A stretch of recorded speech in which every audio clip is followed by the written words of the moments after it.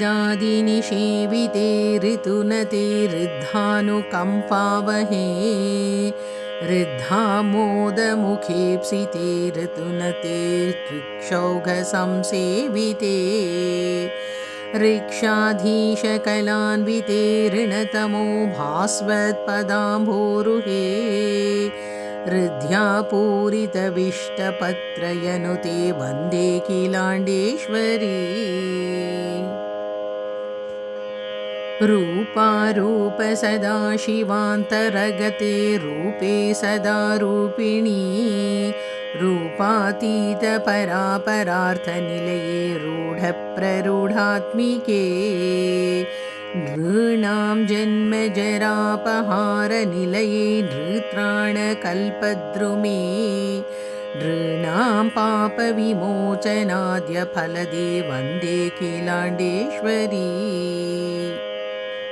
क्लृप्ताशेषजगन्महेशनिलये क्लृप्ताङ्गरागोज्ज्वले क्लृप्ताक्लृप्तविशङ्ख्यमानविलसन्मध्यावलीरञ्जिते लिङ्गाराधनतत्परे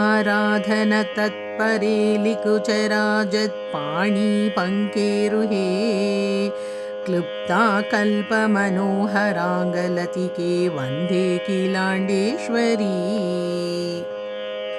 लूताधीशगजेन्द्रपूजितपदे लूनाहितेशान्विते क्लीङ्काराङ्कितबिन्दुपीठनिलये क्लीङ्काररूपेडिते लूतातन्तुजडीकृतेशनिलये लूनाहि वल्लीदले लूताक्ष्मापतिमुक्तिदातृमहिले वन्दे किलाण्डेश्वरी।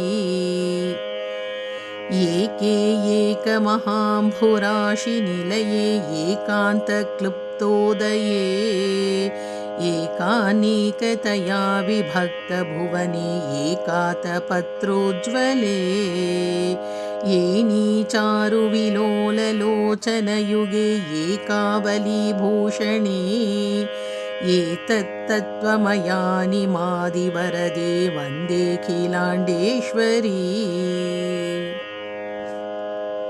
ऐङ्कारासनमध्यपीठनिलये ऐन्द्रादिलोकप्रदे ऐरावत्युपमानदेहलतिके ऐन्द्रादिशक्तीडिते ऐङ्काराक्षरवेदवेद्यविभवे ऐश्वर्यदाने क्षणे ऐमैमित्यनुसन्दते